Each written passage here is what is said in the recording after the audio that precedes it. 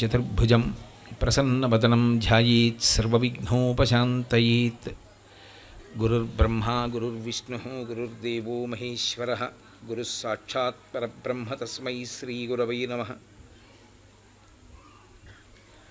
వ్యాసాయ విష్ణురూపాయ వ్యాసరూపాయ విష్ణవే నమో వై బ్రహ్మనిధయే వాసిష్ఠాయ నమో నమః. కూజంతం రామ రామేతి మధురం మధురాక్షరం ఆరుహ్య కవితాశాఖాం వందే వాల్మీకికోకిలం. శ్రుతిస్మృతిపురాణానాం ఆలయం కరుణాలయం నమామి భగవత్పాదశంకరం లోకశంకరం.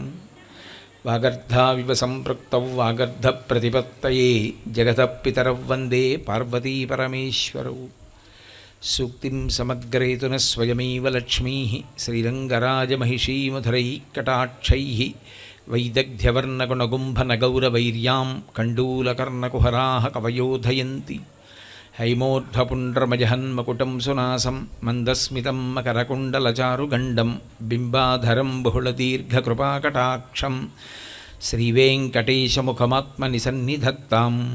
విమలపటి కమలకుటి పుస్తకరుద్రాక్షసస్తహస్తపుటి కామాక్షి పక్ష్మలాక్షి కలిత విపంచి విభాసి వైరించి. మనోజవం మరుతతుల్యవేగం జితేంద్రియం బుద్ధిమతాం వరిష్టం వాతాత్మజం వనరయూధముఖ్యం శ్రీరామదూతం శిరసా నమామి. ఆపదామపహర్తారం దాతారం సర్వసంపదాం లోకాభిరామం శ్రీరామం భూయో భూయో నమామ్యహం. హరి ఓం. పరమేశ్వరస్వరూపైన సభకి నమస్కారం. హరి ఓం. నేను ఈ మధురవాడ ప్రాంతానికి అష్టలక్ష్మీ దేవాలయానికి రావడం ఇదే ప్రప్రథమం. కానీ ఇక్కడ ఉండేటటువంటి వాతావరణం, ఈ దేవాలయం యొక్క దివ్యమైన శోభ చూసిన తరువాత నిజంగా పరదేవత యొక్క నిర్హేతుక కృపాకటాక్ష వీక్షణమే నన్ను ఇవాళ ఇంత గొప్ప రోజున శ్రవణమాసపు శుక్లపక్ష శుక్రవారం వరలక్ష్మీ వ్రతానికి సంబంధించినటువంటి నైమిత్తిక తిథి యొక్క ప్రదోష సమయమునందు పరదేవత ఈ ప్రాంగణమునందు కూర్చుని 4 మాటలు చెప్పగలిగినటువంటి మహద్భాగ్యాన్ని కృపచేసి నన్ను తరింపచేసింది అన్న భావన కలిగింది. మీ వంటి సౌజన్యమూర్తులు భక్తుల ఎదుట పరదేవతా స్వరూపమైనటువంటి లలితాపరాభట్టారికా వైభవం గురించి 4 మాటలు చెప్పడం చాలా అదృష్టం. అయితే ఇవాళ జరిగేటటువంటి నైమిత్తిక తిథిని దృష్టిలో పెట్టుకుని నేను ఒక ప్రత్యేక విషయాన్ని ప్రస్తావన చేస్తాను లలితా వైభవంగానే. మనం ఇవాళ వరలక్ష్మీ వ్రతం చేశాం. వరలక్ష్మీ వ్రతం యొక్క ప్రధాన ప్రయోజనమేమి అంటే సౌభాగ్యము నిలబెట్టుకొనుట, పుత్రపౌత్రాభివృద్ధిని పొందుట.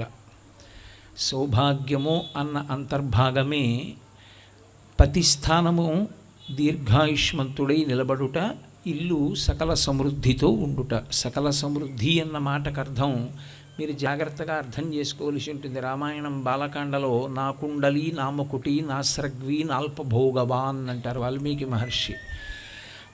నాల్పభోగవాన్ అంటే అల్పభోగము లేనివాడు లేడు, అంటే అల్పభోగమే అనుభవించేవాడు ఎవడు లేడు. అయోధ్య పట్టణం అల్పభోగం అంటే తక్కువ భోగం అంటే ఏమంటే అందరూ ఐశ్వర్యవంతులా కాదు. అల్పభోగము అన్న మాటకు అర్థం ఏమిటంటే ఎవ్వరూ అసంతృప్తి ఉన్నవాళ్ళు లేరు. పరమేశ్వరుడు ఏది ఇచ్చాడో దానితో తృప్తిగా జీవించగలిగిన వారే తప్ప నాకింకా ఈశ్వరుడు ఏదో ఇవ్వలేదని ఏడిచేవాళ్ళు ఉన్న భూమి కాదు. అది అయోధ్య పట్టణం యొక్క విశేషం. సౌభాగ్యము అన్న మాటకి యథార్థమైన అర్థమేది అంటే తృప్తిని పొందుట. ఆ తృప్తి పొందనప్పుడు ఇన్నిస్తే తృప్తి.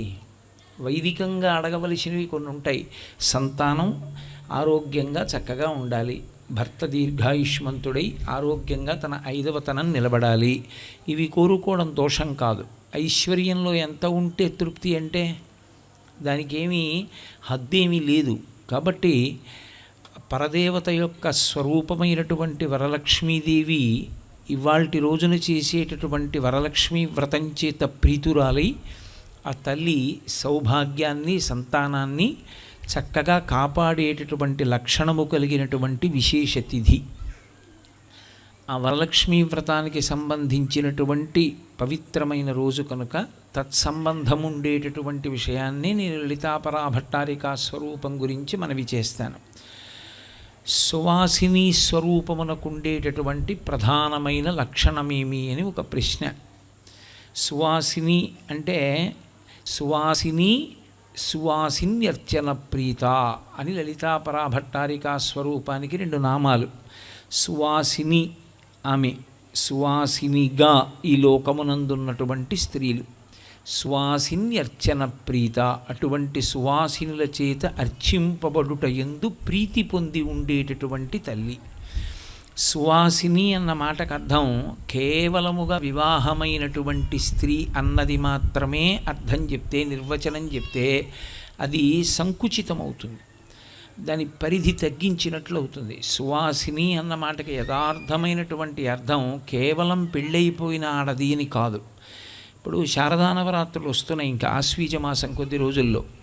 అప్పుడు సువాసిని పూజ అని చేస్తారు ప్రత్యేకంగా. ప్రతిరోజు సువాసిని పూజ, బాల పూజ ఉంటాయి, కుమారి పూజ. అందులో సువాసిని పూజ చేసేటప్పుడు చాలా చోట్ల లక్ష్మీదేవి యొక్క నామములతో కానీ లలితా స్తోత్రం కానీ చేస్తూ ఉంటారు. కానీ అది కాదు, కల్పం అలా లేదు.